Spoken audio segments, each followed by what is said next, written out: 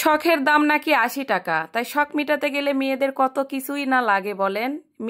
মেয়েরা নিজেকে সাজাতে জিনিস লাগে, ঘর সাজাতে জিনিস লাগে, নিজের আপন মানুষকে সাজাতে জিনিস লাগে। তো এরকম একটা ভিডিও নিয়ে চলে আসছি, ফুল ভিডিও নিয়েই থাকছে। কি কি করছি আর কি নিতে আসছি, কি কি দেখছি, ফুল ভিডিও নিয়ে থাকছে। So don't skip my another video. So hello everyone, আসসালামু আলাইকুম। সবাই কেমন আছেন? আশা করি সবাই ভালো আছেন। আমিও আল্লাহর রহমতে ভালো আছি, আপনাদের দোয়ায়।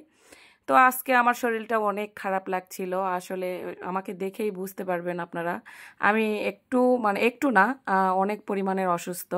দাঁড়িয়ে থাকতে হবে তাই দাঁড়িয়ে আছি, চলতে হবে তাই চলতেছি। কিন্তু আমি সত্যি অনেক অসুস্থ, অনেক ঠিক। তাই হঠাৎ করে রিক্সা নিয়ে আসলে বাইরে বেরিয়ে আসছি, মানে ঘোরার জন্য।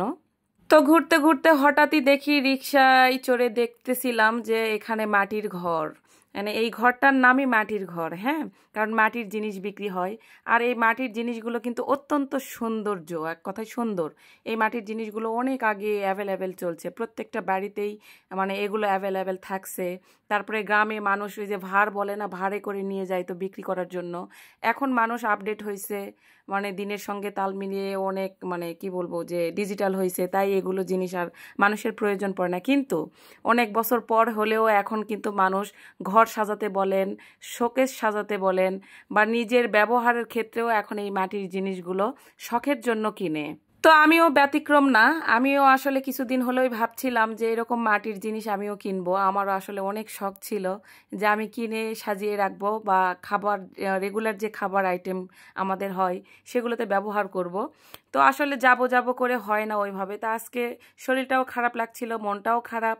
তাই যেহেতু বাইরে চলেই আসছি, আর যেহেতু চোখের সামনেই পড়েছে, তাই রিক্সাওয়ালা মামাকে বললাম, মামা একটু দাঁড়ান, আমি একটু কিছু জিনিস কিনবো।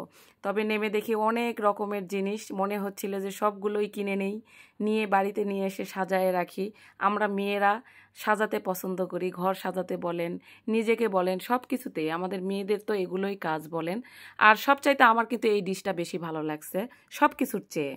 তো কি কি কিনবো তাই সবার আগে ঘুরে ঘুরে দেখছিলাম যে কি কি আছে, কি কি পাওয়া যায়, সব কিছু ঘুরে ঘুরে দেখছিলাম যে কি কি নেওয়া যায় ঘরের জন্য।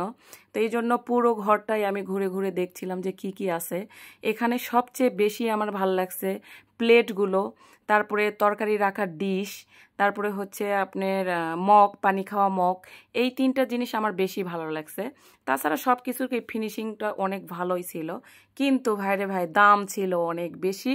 তাই আমি কিনতে পারি নাই, কারণ আমি আমি আর এর আগেও দাম শুনছি অন্যান্য দোকানে, মানে যে তুলনায় দাম শুনছি সে তুলনায় এখানে অনেক বেশি দাম চাইছে। এক একটা ডিশের দাম 400-500 টাকা করে উনি চাচ্ছিল, যেটা আসলে সম্ভব না।